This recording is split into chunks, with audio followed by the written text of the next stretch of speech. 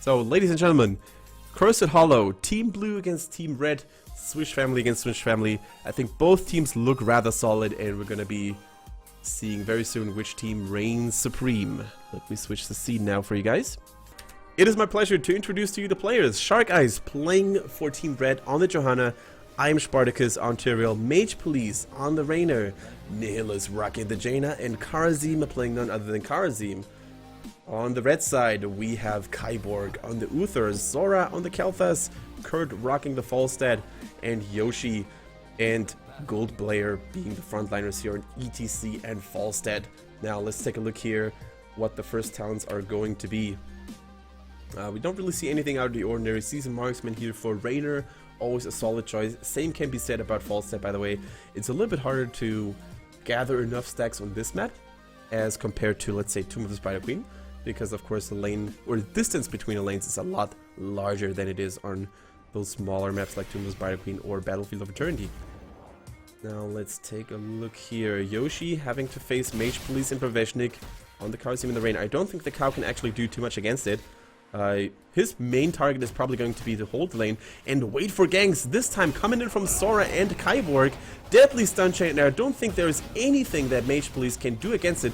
Proveshnik really trying hard to save him, and I think he might have actually done it. He might have done the impossible. Wonderful play by Proveshnik and Mage Police. Wow. The adrenaline rush and the breath of heaven here from Karazim being enough to sort of thwart the danger that came from this gank. Really well played. Holy cow. Now let's see, they're going for round 2. Now of course Rainer doesn't really have the adrenaline rush anymore, so he's going to be a little bit easier to kill, but once again, Proveshnik and Mage Police, man, they're having none of it. In the meantime, we can see that there's not a lot of action going on elsewhere, so this is a very boring lane. Falstad against Tyrael, not really a lot going on here. Now Shark Eyes might be the next victim though. Sora coming in, Falstad could fly in potentially, but of course Iron Skin makes Johanna one of the hardest targets to gank. So yeah, man, that is a little bit of a bummer. The green screen broke. I'm just getting thank you very much, guys, by the way. Green screen broke again. That is, of course, a little bit unfortunate. We're going to fix it right now. We're just going to pretend that nothing happened. And we're going to dive right back into the action here. Level 5 against level 6 here. Blue team lost Jaina already. Proveshnik getting very low, using the healing ward to get every tiniest level of sliver of health back, but having none of it. The red team's presence here is just too dominant, and that of course is the first tribute. You should not really overestimate and over commit to the first tribute here, because it won't really do a lot. But if you lose several team members here for such a unsignificant fight almost, you give the enemy team a lot of momentum and a lot of advantages actually. Now Mage Police trying to camp once more. Kurt, Yoshi and Kyber getting very, very low. Spartacus and Shark, as you know, they are trying to use their bodies to prevent the enemy from disturbing Mage Police, and there we go. First tribute now being collected. In the meantime, though, Zora has actually sneaked towards bottom lane. And, he's just split soaking a little bit. And that actually gets resembled here in the global XP count. 7 against 6.5. So a minor lead for the red team. So let's see. Now we see not really a gank because there's no red hero currently laning in bottom, but we see a very passive state of the game. No team actually wants to commit too much. Yoshi being a little bit low here. Of course, he has to play very carefully. Mage Police on the Rainer. You know, Rainer, a very scary hero for most warriors, because after he hits level 13, he's gonna shred through the armor like a knife or a warm knife through butter. Of course, Giant Killer is the talent that we're talking about here that causes all this. Now, this tribute, though, being in a very good spot for the red team, it's a little bit closer to their healing fountains, to their base in general, but it looks like the red team not really there in time. Falstad, for example, still fighting Jaina down there. Now, Goldblayer, he's holding his front line, but no team really showing any weaknesses thus far. Now, Goldblayer dropping very low, getting protected here by Uther and the protective shield. We're actually going to have to zoom out a little bit here to know what's going on here. Both teams fighting for control. I can't really say which team is getting the upper hand right now, but Yoshi, of course, ETC not as strong without Nosh Pits. His power level is going to spike after hitting level 10. Now Goldblayer with a very risky move, very risky. He's very low, and Arthas is a tanky beast, but even an Arthas is not as tanky as to withstand in that situation. And I think the red team really made a crucial mistake here. They were trying to brute force their way through the narrow choke point. Instead, they should have maybe flanked the blue team, coming from a different angle, maybe from the left, maybe from the right. But there was just no piercing through. They had the concave, the blue team that is. They had Raynor and Jaina lined up there to dish out some significant damage. So second tribute also goes to Team Blue, and if they keep up like this, if they keep it up like this, the first tribute, or the first curse, excuse me, it's not going to be too far away. Now we see an attempted gank here on Kurt, but he's turning it around, you know, saying, I'm a falset, I'm a parrot rider in this game, and I can take on both of you. First aid, of course, being popped here. That's a very interesting talent choice, by the way. First aid is something that we don't see too often anymore. And now look at that, guys. Red team, they're trying to get that first boss in before the third tribute spawns. They just finished it, and are they going to be swift enough, fast enough to actually contest the third tribute here? Blue team should not hesitate and immediately grab it. They're wasting a little bit of time here, allowing the red team to actually interrupt them. Yeah, Falset is doing exactly that. Well done, Kurt. He's going on a Jaina hunt here even. Falset, of course, the better duelist overall. And I think Jaina falls at this very moment. Breveshnik a little bit too late. No team has unlocked the heroic abilities yet, so, you know, still not the best situation to be in as the red team. But of course, they have now a numbers advantage. Let's see how that is going to unfold. Now, red team making a stand here. You know, they know that they just killed Jaina. They know that this time they had the better engagement, and they also had the boss pushing here in top lane, guys. Really, really awesome to see the map awareness and how they play the map in this stage of the game. Now, when you're defending against the boss, by the way, you don't want to send all your heroes up there. So I think the blue team committed a little bit too much. Thus not being able to scout what the red team is doing, and they were doing the second boss. This could be a sort of golem boss pincer move here by the red team, and if they manage to get this one, I don't think the blue team is going to be able to defend in time, because they are doing their own push here, trying to close the experience gap by getting towers around the map, and this is exactly what they've done now. So 10 against 10. Now let's take a look at the blue heroic abilities we have here. Divine Palm, Summon Water Elemental, so no Ring of Frost, interesting, and no Hyperion, so we're going for a sort of single target damage oriented build here from both Jaina and Raynor, at least what in terms of their heroic abilities, that is. Also no Sanctification but Judgment, and something that we also just missed is the fact that blue team got their first curse. So although losing 2 bosses in a row, they have at least a curse, and that is almost as good as 2 bosses, just a little bit stronger in the early game because you get more structures with a curse. In the late game, the curse actually falls off in strength significantly, and it's not really one of those map objectives that you necessarily want to go for. Let's see, 4 people here. Breveshnik, Ein, Spartacus, Nihilus, and Mage Police, they're pushing in. They are trying to get at least a couple of red structures. And you know, the red team, they're not really getting bothered by this. They're saying, you know, we're just going to take our own fort in top lane, and we have a lot of global mobility with Falset, for instance, so we can just fly in there and defend. Nice protective shield on Zora, and I can't believe, so close, man. This Kel'Thas would have almost died, but Uther, Kyborg on the Uther with a last second save, being a real brother in arms and helping his buddy out there. I like it quite a bit. Now, the curse is still raging on for 4 more seconds, which means that the blue team should actually capitalize a little bit on it. They're grouping up in the middle of the map now. Let's see what their next plan of action is going to be. Let's actually take a first look at... Oh, we see an initiation on Zora here on the Kel'Thas, but nice save. The Divine Shield coming out immediately, but, you know, a lot of heroic abilities being popped here. Water Elemental, Phoenix, everybody is contributing to the big clash here, but let's see who's going to have the upper hand. No team really committing. Both teams probably trying to get 13 first before committing to any major engagement here. And it's really nice to see how, unlike in most solo queue games, you know, the teams are actually trying to communicate with each other. The team members, not the teams apparently, because that would be rigged. But yeah, the teams amongst themselves are trying to communicate, you know, not really falling prey to an early or reckless engage here. Instead, they're trying to focus and unite their powers. And let's see, top fort falling now for the red team. It's a really close game. Look at that. Kendrick actually did a really good job at balancing those teams. Credit to that man who's been casting, although his voice sounds funny. So, That's pretty cool. Now let's take a look at the damage. I was going to say, and I wanted to compare all the damage numbers in terms of roll, siege damage, and hero damage. We see Raynor actually doing 21k for the blue team, which is kind of nice. We see 18k on the Kel'Thas, so no real surprises here. Now, we might actually see an engagement here from Shark Guys. A little bit too reckless in my opinion. The chain bombs now at 13, of course, for Kel'Thas. They are spreading like crazy, dealing so much damage. Look at that. Nihila's almost dropping, and with one single chain bomb, you can actually see that the red team has enough damage to zone away the blue team, get this forward. In the meantime, though, we see Raynor. He is soaking in the middle. Even using the Banshees, okay? That is a very curious choice. I'm not sure if I agree with this. The Banshees do have an okay cooldown, but it's definitely not going to be there or be available for the next tribute fight, so that might actually bite them in the butt here a little bit. Now, Yoshi sliding in, no real commitment though, no mosh pit, because they know that Kel'Thas is not there. Kel'Thas has to rejoin his team ASAP. Now, Falstad being the main target. Nice Divine Shield once more.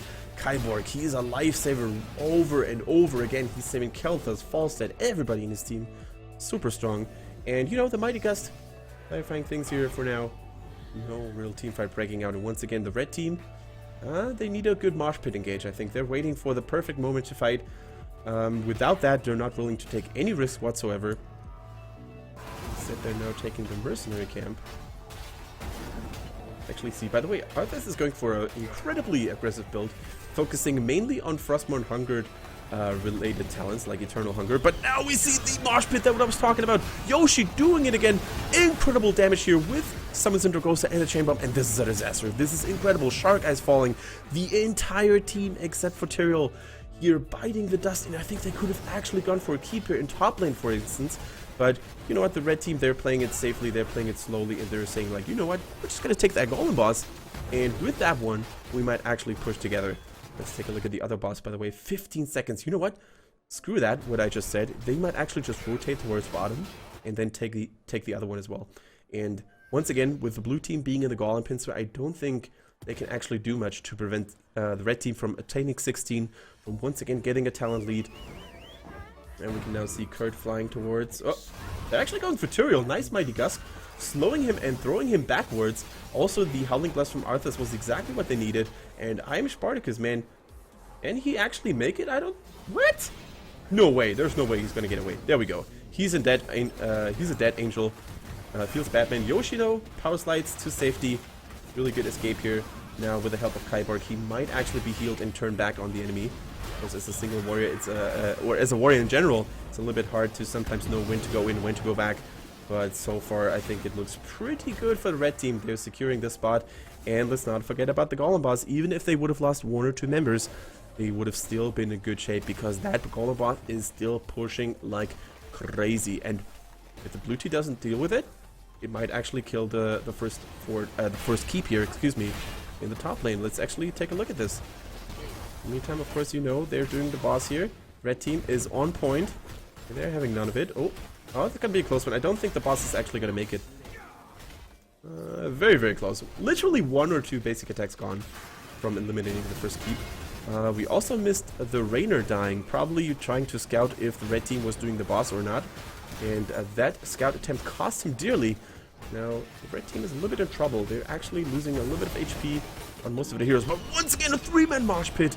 This is incredible. Syndragosa following up, and Yoshi once again proving that he is one of the best ETC players in EU. Baveshnik now used his Divine Palm already, couldn't really save himself anymore, but Spartacus with a boss too.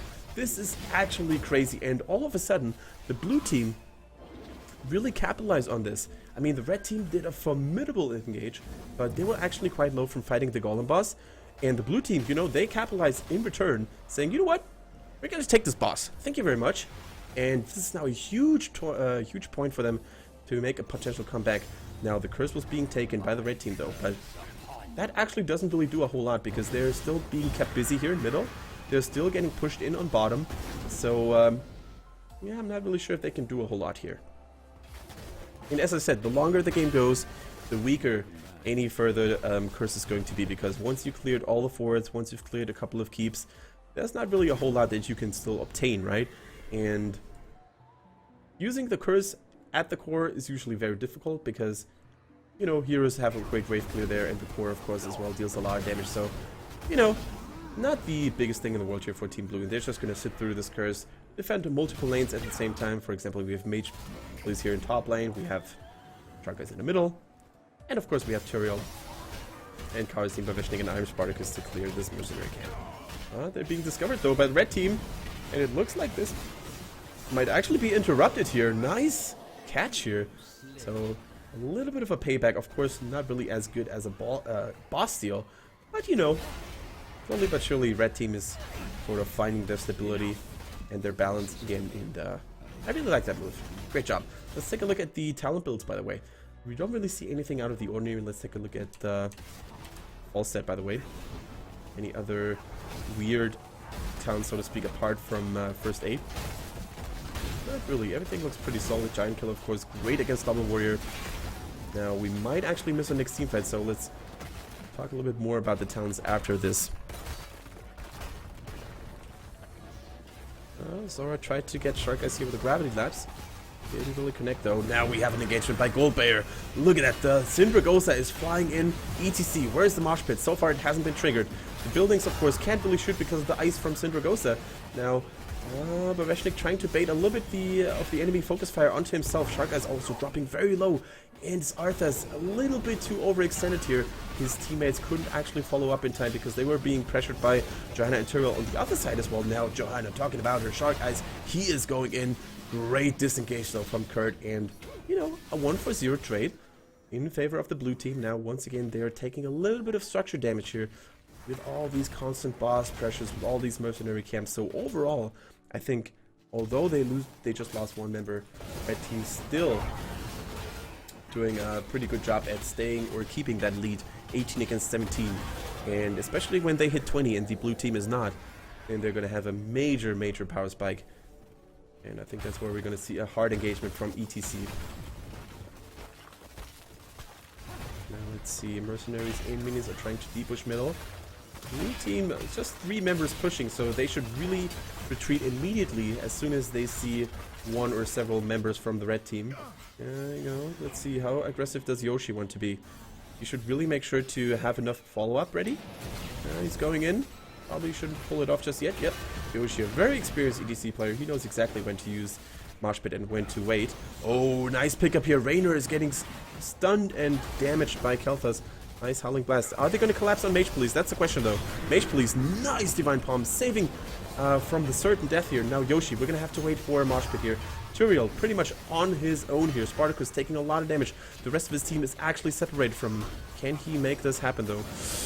Oh, what a close survival here. But they lost Raynor. They lost the Ginny. And with this, I think the red team can actually safely take this tribute and maybe even transition over to the boss. So once again, really good catch here by Sora on the Blood Mage. On the Kel'Thas. Great Gravity Collapse. We got the tribute, and now it is very obvious what the red team are trying to do. So sometimes it's not actually the best call to do something very obvious, because the blue team knows exactly, you know, they just took the tribute. The boss in the top half of the map is ready for the taking, so that's probably what they're going to be. The question is, are they brave enough to face the red team in a 4v5 situation? I don't think they are. Instead, they focus on a safer map objective, which in this case is, of course, the fort in the middle. So that also brings them a little bit closer to obtaining level 20. So I really like this move. Very safe, very cool-headed. Let's see. Now the next tribute is up. It's not going to be a curse for any team. Also, Jimmy is now back in the fray, rejoining his fellow team members. Are they going to fight for this? If I were the blue team, I would actually ignore this tribute. I mean, it's just the second one anyway, so it doesn't really do a whole lot for you. Instead, you should really focus on the boss, because if that boss pushes all the way in, it's not only going to get the keep, but also potentially deal some damage on the core. So I really like the defense here. Now, the red team, on the other hand, this is a very risky call. I'm gonna predict here that if the blue team kills the boss a little bit, never mind. They're taking too long. So it is a safe call after all, because the boss also gives vision to the red team. So never mind. They couldn't really burst down the boss too quickly, but if, for example, they could have bursted it down a little bit sooner, they would have known where the red team are, and they could have maybe actually ambushed them at the second boss location. So 20 against 19. If the red team ever looked for a fight, this is the moment where they should collapse and engage on the blue team. I mean, not only are they 20 and the enemies are not, they also have a boss pushing, and there's not really a whole lot of defenses left in the blue team's base, so Dragosa coming in. Goldbear taking a lot of damage though. He should be very careful. He's, you know, playing Arthas as a bruiser, not as a full tank. Now Yoshi, where are those mosh pits? You can really see, by the way, how well the blue team is spreading themselves. Now he's blinking in with a Bolt of the Storm, interrupted by Tyrael though. Judgment, of course, being a super good tool against that, but Mage Police getting healed here, once again saved by Divine Palm. This is a very hectic, a very chaotic fight. Blue members, the blue team actually lost one member already, and the boss is constantly hammering against the court. And I think if the red team actually coordinates this really well, they can actually get this done. Bolt of Storm into the backline here from Zora. Nice Mighty Gust pushing everybody else away, isolating the Johanna here and finishing her off. Blue team still not 20, and I think this might be it, guys. Core going down to 5, now going down to 0. And GG, well played by the red team. Really good late game here, I have to say. And yeah, this game couldn't have been any closer. And I really think that both Swissh family teams showed a stellar performance here. And just minor individual mistakes, I think, towards the end of the game, really deciding the outcome of the match. For example, Mage Police should have maybe not really let himself get caught by the Gravity Labs, but overall, I'm really happy with the level of play that we see here. Swissh family really proving that they're not only a very friendly community, but also a very skilled community, and that is, of course, very awesome. So, thank you for watching, and this was the first cast game here, the first cast viewer game. Hope there will be more to come, and yeah, catch you in the next one.